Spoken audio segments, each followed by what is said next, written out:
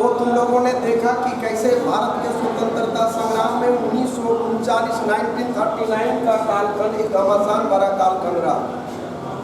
British हुकूमत को लगता था कि पहली बार 1935 के भारत सरकार अधिनियम के तहत भारतीयों के हाथों में पहली बार सत्ता आई है और सत्ता का नशा इतना चरम पर होगा कि किसी भी कीमत पर कोई भारतीय सत्ता छोड़ना नहीं चाहेगा।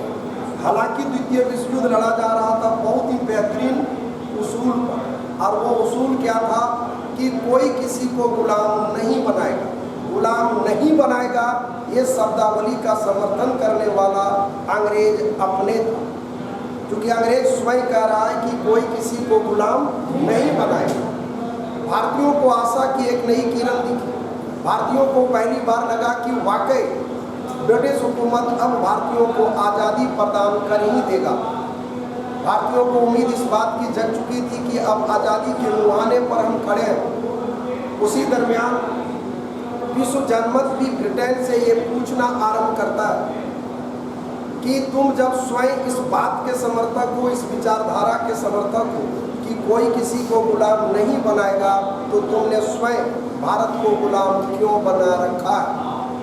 विश्व जनमत के सामने अंग्रेजों का यह कहा जाना कि हमने भारत को गुलाम बनाया ही नहीं है, भारतीय शासन कर नहीं पाते इसलिए हम शासन कर दे रहे हैं।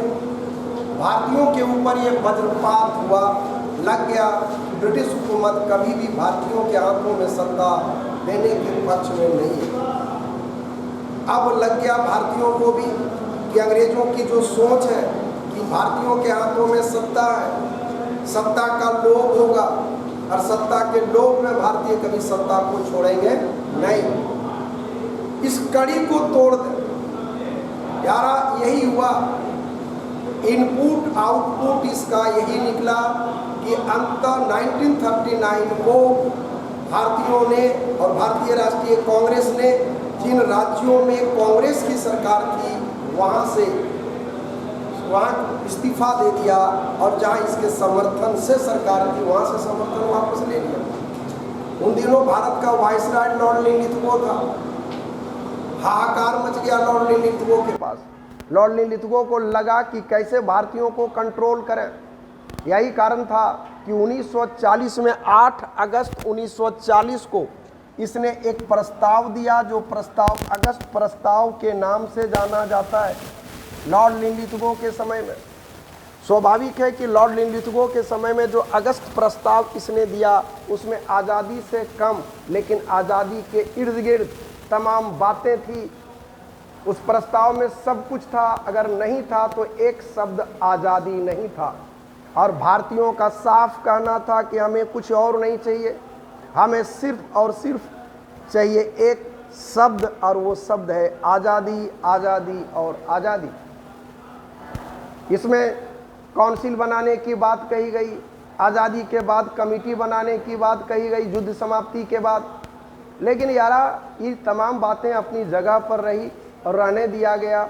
इसका पुरजोर विरोध होना आरंभ होता है और यहीं पर 17 अक्टूबर 1940 को व्यक्तिगत सत्याग्रह आंदोलन चलता है। इसके पहले सत्याग्रही बनते हैं विनोबा भावे और दूसरे सत्याग्रही हैं पंडित जवाहरलाल नेहरू। भूलना मत, ये सब जबरदस्त रिपीट करता है। ये कालखंड 1940 का है। द्वितीय विश्व युद्ध चरम रूप पर छाया हुआ है। द्वितीय विश्व युद्ध में एक पक्ष में था जर्मनी, जापान और इटली। जर्मनी, जापान और इटली में जापान एक अपराजित शक्ति था। जापानियों को हरा पाना बड़ा मुश्किल था। हर मोर्चे पर जापानी जंग जीतते जा रहे थे। जापानी आक्रमण का खतरा भारत पर मंडरा रहा था। जापानी म्यांमार होते हुए, बर्मा होते हुए भारत पर आक्रमण करने के पक्ष में थे। स्थिति बड़ा बद से बदतर होता जा रहा था। जापानियों के आक्रमण के भय से अंग्रेजों ने गंगा नहर के पानी को सुखा डाला, क्योंकि भय था अंग्रेजों को कि कहीं लाइट वेट बोट से, क्योंकि जापानियों को पानी पर हरा पाना बड़ा मुश्किल है। आज भी तुम लोग जानता होगा विश्व में सबसे अधिक पानी का जहाज जापान ही बनाता है, डिजाइन का बनाता है। तो लगा कहीं गंगा नहर के माध्यम से वो भारत एंट्री ना कर ले। जापानी जहाजी बेड़े रात्रिकालीन बेला में कलकत्ता और उसके आसपास के इलाका में मंडराना आरंभ हो गया। अंग्रेज किसी भी कीमत पर भारतीयों के हाथों में सत्ता सौंपने को तैयार नहीं था। कलकत्ता वासियों को उसके तकदीर पर मरने छोड़ दिया, जबकि युद्ध का नियम होता है कि जहां जान माल का खतरा हो उस जगह से सुरक्षित आशियाने पर लोगों को ले जाना। हालात बद से बदतर हुआ चला जा रहा है और इधर अंग्रेज चैन की बंसी बजा रहा है। भारतीयों के मन में छटपटाहट है, भारतीयों के मन में बेचैनी है।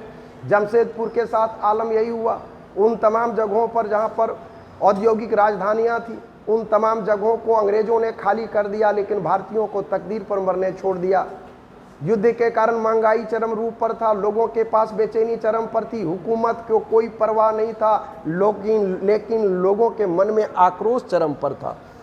इसी दरमियान ब्रिटिश हुकूमत ने 30 मार्च 1942 को अपनी एक योजना प्रस्तुत किया जो क्रिप्स प्रस्ताव के नाम से जाना जाता है। ध्यान रखोगे, इसी दरमियान अंग्रेजों ने 1941 में एक बात कहा, इस बात को समझना। उसने कहा कि अटलांटिक चार्ट भारत पर लागू नहीं होगा। व्हाट इज अटलांटिक चार्ट यारा? इस चूतिया बनाने वाला चार्ट था। अटलांटिक चार्ट में सीधा था, अंग्रेजों ने कहा था कि जब युद्ध समाप्त होगा तो मैं जिन देशों को आज़ाद करूंगा वो अटलांटिक चार्ट के अंतर्गत होगा। मतलब अटलांटिक चार्ट वह चार्ट है जिस चार्ट के अंतर्गत जिन राष्ट्रों का नाम होगा वो राष्ट्र आज़ाद कर दिए जाएंगे।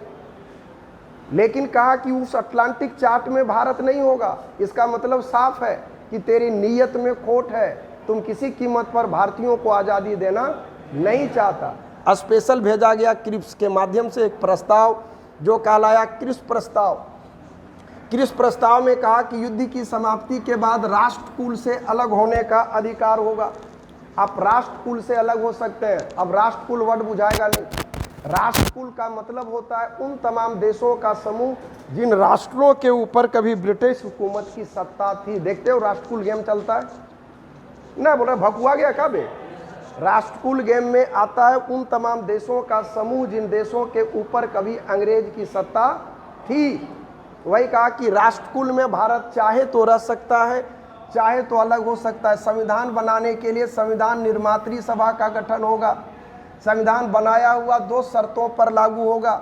प्रांत को संविधान सभा द्वारा निर्मित संविधान को, मतलब केंद्र जो संविधान बनाएगी वो राज्य की सरकारें वो चाहे तो मान सकती है, चाहे मानने से इनकार कर सकती है।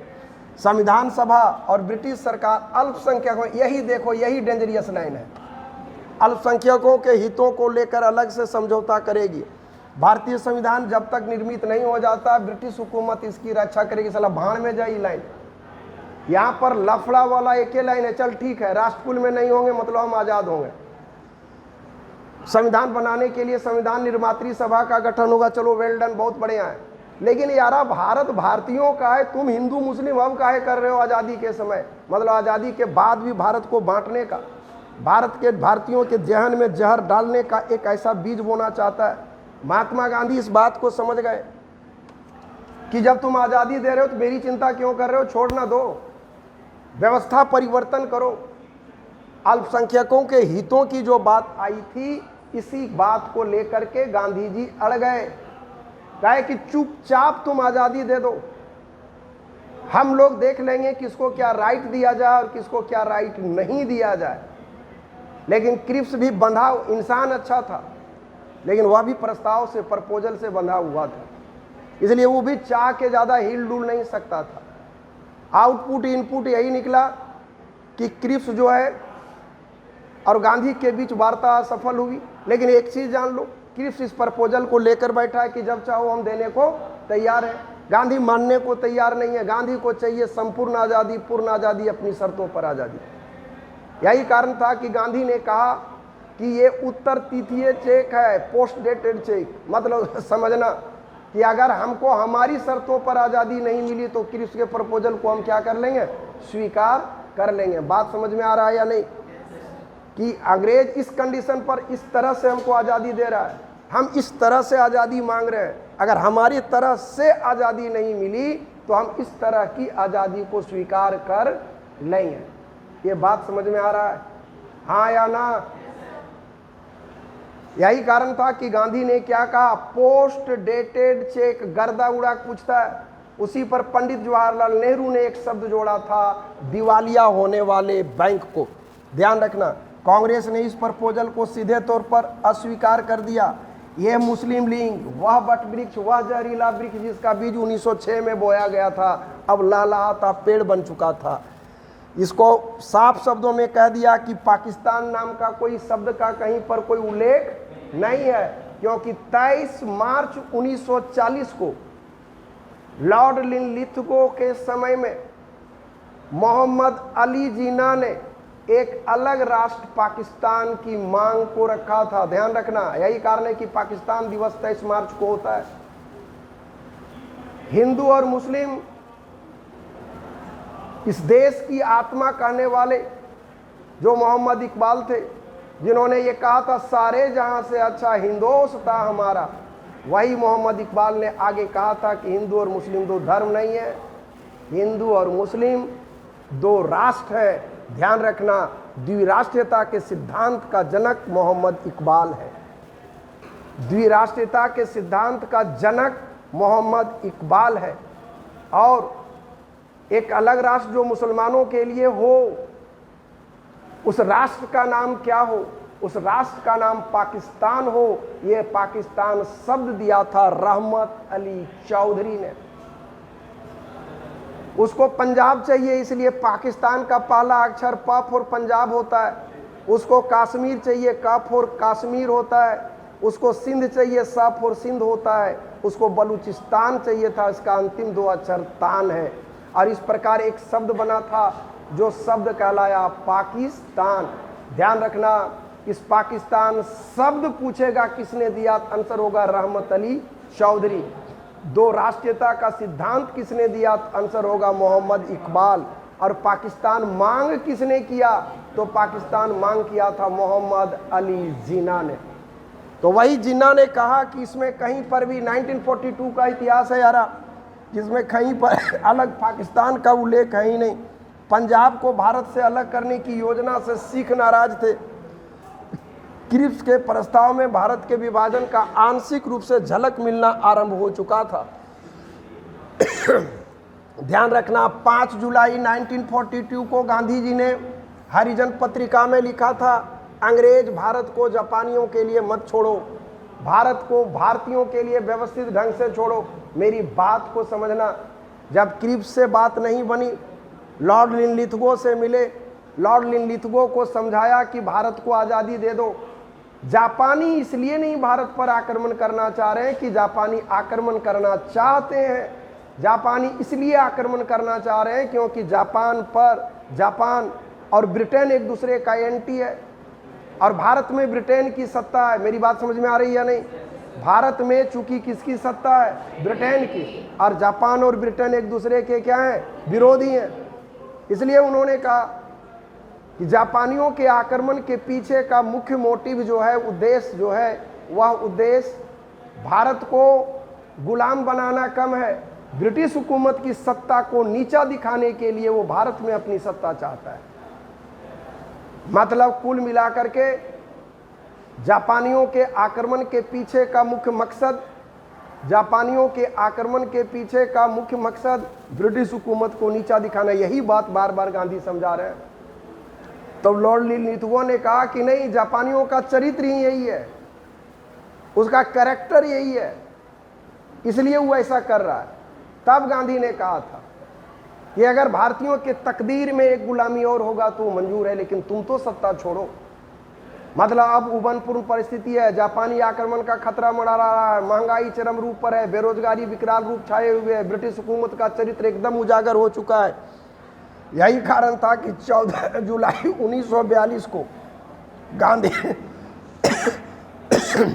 गांधी ने कहा कि अगर यहीं पर भारत छोड़ो आंदोलन का प्रस्ताव लाया गया था, ध्यान रखना, वर्धा में इसकी बैठक हुई और भारत छोड़ो का प्रस्ताव लाया गया 14 जुलाई 1942 को।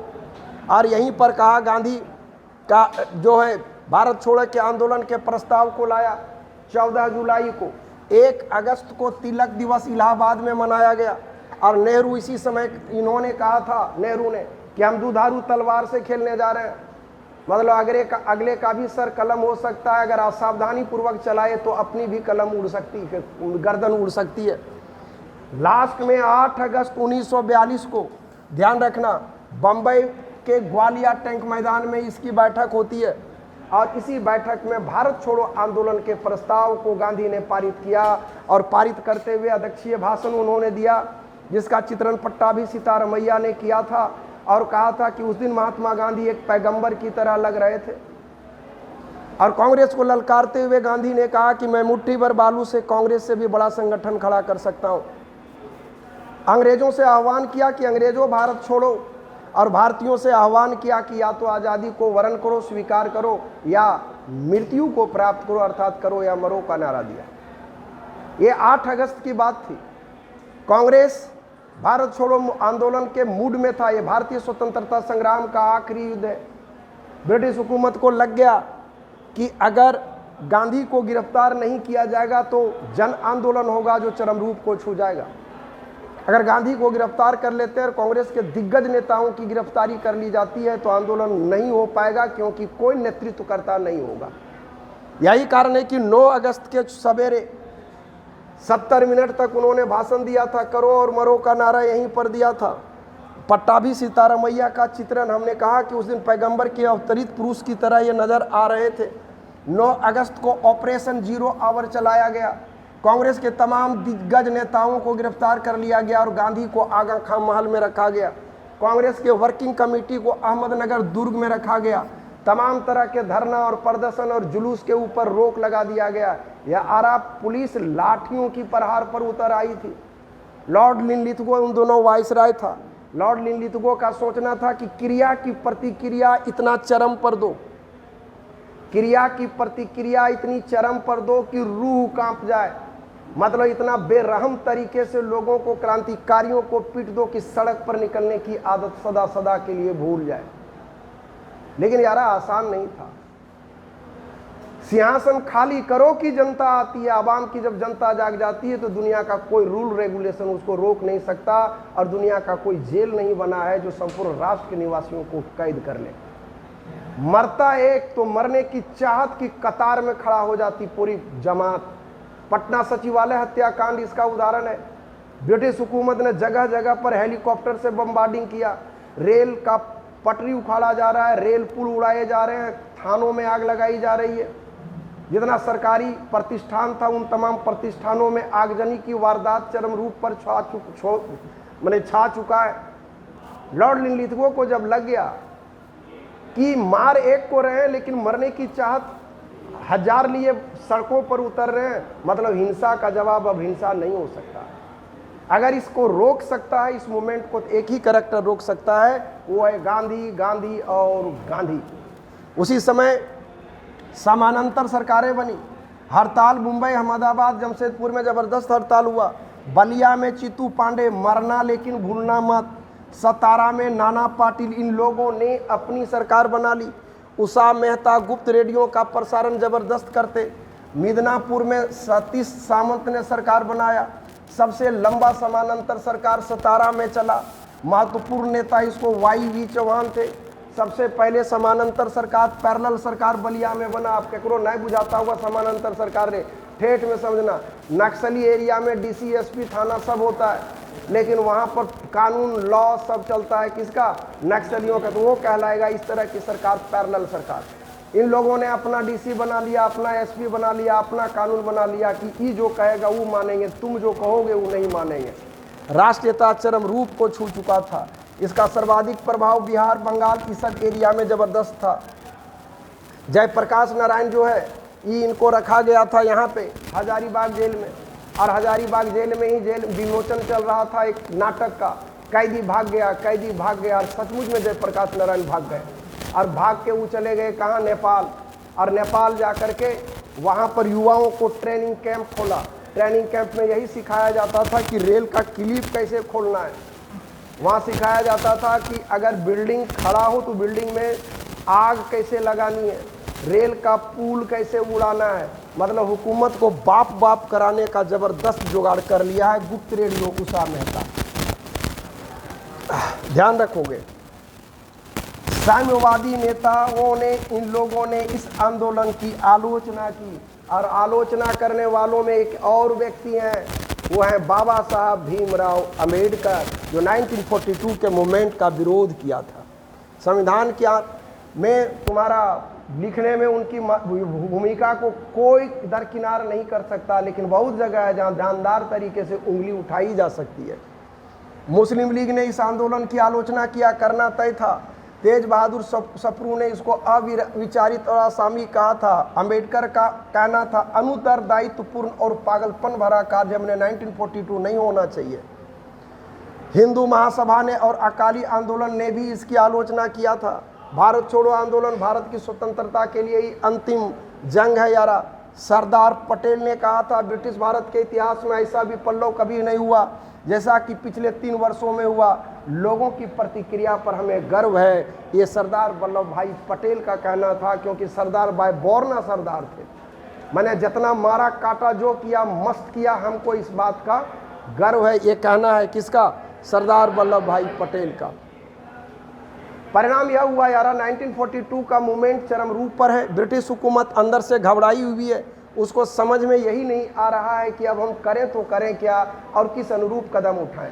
हिंसक वारदात इतना चरम पर है कि हुकूमत चाह के नहीं रोक पा रही है। तब लॉर्ड लिंलिथगो को लगा कि एक ही कैरेक्टर इसको रोक सकता है, और वो कैरेक्टर है गांधी। गांधी और गांधी। पूरी जत्था गांधी के पास पहुंचता है, आगा खां महल। और आगा खां महल पहुंचने के बाद उन्होंने कहा उन लोगों ने कि गांधी ये आंदोलन हिंसक हो चुका है। चूंकि ये आंदोलन 9 अगस्त को उनकी गिरफ्तारी हो चुकी थी, कहा कि गांधी ये आंदोलन हिंसक हो चुका है। आपने ही कहा था करो या मरो का नारा दिया, उसके बाद आंदोलन हिंसक हुआ है। आप वही गांधी हो जो 5 फरवरी 1922 को महज 22 सिपाहियों का हत्या होने के कारण आपने असहयोग आंदोलन को स्थगित कर दिया था, यह कहा कि आंदोलन हिंसक हो चुका है। यहाँ तो हजारों लोग रोज मर रहे हैं।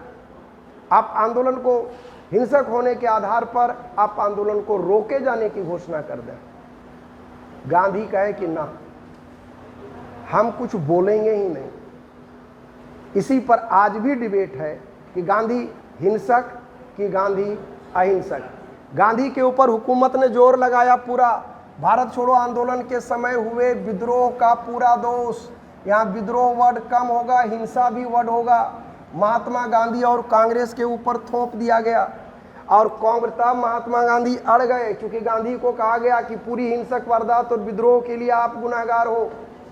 तब गांधी कहे कि हम किसी भी कीमत पर गुनाहगार नहीं है। एक जांच की मांग की है कि निष्पक्ष जांच करो, लेकिन हुकूमत जानती थी कि अगर निष्पक्ष जांच होगा तो हुकूमत कटघरे में खड़ा हो जाएगी। और गांधी जानते थे इस बात को कि इसको बाप बाप कैसे कराना है। तब गांधी 10 फरवरी 1943 को बैठ गए 21 दिन के उपवास पर।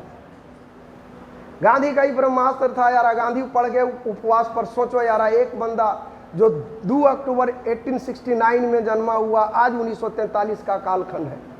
जर्जर काया है, शरीर में जान नहीं, लेकिन जिद और जुनून का इतना धनी आदमी कि 21 दिन का उपवास बहुत मायने रखता है। गांधी बैठ गए उपवास पर, वृद्धावस्था है। और उपवास पर बैठने का मतलब ये मत सोचना कि रतिया में भर पेट खा लिया और दिन भर मुँह लटका के सुअर टाइप पर बैठा है, ऐसा नहीं होता है। डॉक्टरों की टीम बैठती है, समय समय पर ब्लड शुगर से तेरा हीमोग्लोबिन चेक हो जाएगा, धरा जाओगे कि खा लिए हो क्या। कुछ दिन के बाद गांधी की स्थिति बद से बदतर हो गई। डॉक्टर बुलेटिन जारी करना आरंभ किया कि गांधी के ऊपर जान का खतरा है। जान के आश्चर्य होगा कि आगा खां महल के इर्द गिर्द में उपवास पर बैठने वालों की एक लंबी चौड़ी तादाद बैठ गई थी। हिंदुस्तान के चौक चौराहे पर लोग भूख हड़ताल पर बैठ गए थे। उन दिनों रेडियो बहुत कम होता था। गांव का गांव जिसके घर में रेडियो होता था समाचार सुनने के लिए आतुर रहता था कि गांधी कैसे हैं। ब्रिटिश हुकूमत के हाथ पांव फूलने लगे थे। गांधी को कहा गया कि खा लीजिए, गांधी ने सीधा इनकार कर दिया। लॉर्ड लिंलिथगो को समझ में नहीं आ रहा था कि गांधी को मनाएं तो मनाएं कैसे। गांधी ने कहा कि यार तुम हमको कह रहे हो कि हिंसक वारदात के लिए हम गुनाहगार हैं, जापानी शक्ति के आगे तुम हार रहे हो, इसमें गांधी गुनाहगार है क्या? महंगाई के लिए गांधी गुनाहगार है क्या? बेरोजगारी के लिए गांधी गुनाहगार है? 8 अगस्त को हमने भाषण ही दिया था। हम कोई कार्य योजना बनाए होते लाइक 1920 में हमने लोगों को कहा था कि करना क्या है। 1920 में हमने कहा था कि लोगों को सरकारी नौकरी छोड़ना है, स्कूल छोड़ना है, कॉलेज छोड़ना है। 1931 में हमने कहा था कि विनम्रतापूर्वक आपके आदेश का उल्लंघन करना है। अगर हमारी द्वारा कही गई कार्य योजना का कोई उल्लंघन किया होता, तब हिंसक वारदात हुआ होता, तो मैं मान लेता कि मैं गुनहगार हूँ। 1942 में 8 अगस्त को हमने भाषण ही दिया, 9 अगस्त को तुमने गिरफ्तार ही कर लिया। हमने कहाँ आवाम की आम जनता को कोई कार्य योजना दिया? जब कोई कार्य योजना दिया ही नहीं, उसके बाद हिंसक वारदात हुई है, तो इसमें मैं गुनहगार कहाँ हूँ? क्या जापानी आक्रमण के आगे हारने के लिए मैं गुनहगार हूँ? घुटने टेक रहे हो तुम, महंगाई बढ़ रही है तुमसे, बेरोजगारी बढ़ रही है तेरी नीतियों से, लोगों के अंदर असंतोष पनप रहा है, तेरे कारण जुल्मों सितम ढा रहे हो, तुम्हारे कारण। इसमें गांधी कहाँ है? ब्रिटिश हुकूमत को इसका कोई जवाब नहीं था, लेकिन गांधी की स्थिति बदतर होने लगी। ब्रिटिश हुकूमत थर थर कांप रही थी। लग रहा था कि गांधी अगर मर जाते हैं तो उनका पार्थिव शरीर जिन गलियों में गुजरेगा वहां भूचाल पैदा होगा। परिणाम यह हुआ कि आगा खां महल में घी और कफन की व्यवस्था कर ली गई। निर्णय ले लिया गया कि यहीं इनका अंतिम संस्कार कर दिया जाएगा, ताकि पार्थिव शरीर उनका बाहर ना जा सके। लेकिन गांधी भी यारा भूख हड़ताल के माहिर प्लेयर थे, चुपचाप निकाल लिए वो। यारा अब ब्रिटिश हुकूमत को लगा कि आदमी को ज़्यादा दिन तक रखना उचित नहीं है। यही कारण था कि स्वास्थ्य संबंधी कारणों, यही गांधी जब बैठे थे तो देखो मोदी, अन्य और सरकार, ये 3 कैरेक्टर ऐसे हैं जिन्होंने इस्तीफा दे दिया था कांग्रेस की कार्यकारिणी से, ये वायसराय की कार्यकारिणी से। और इस प्रकार गांधी को आगे स्वास्थ्य संबंधी कारणों के आधार पर रिहा तो कर दिया गया, लेकिन जलता है भारत, कहता है भारत और पूछता है भारत कि गांधी को इस राष्ट्र ने क्या दिया और गांधी ने इस राष्ट्र से क्या लिया। नेक्स्ट विश्लेषण नेक्स्ट कड़ी में। ये थी खबरें आज तक। इंतजार करो परसों तक। जय हिंद, जय भारत।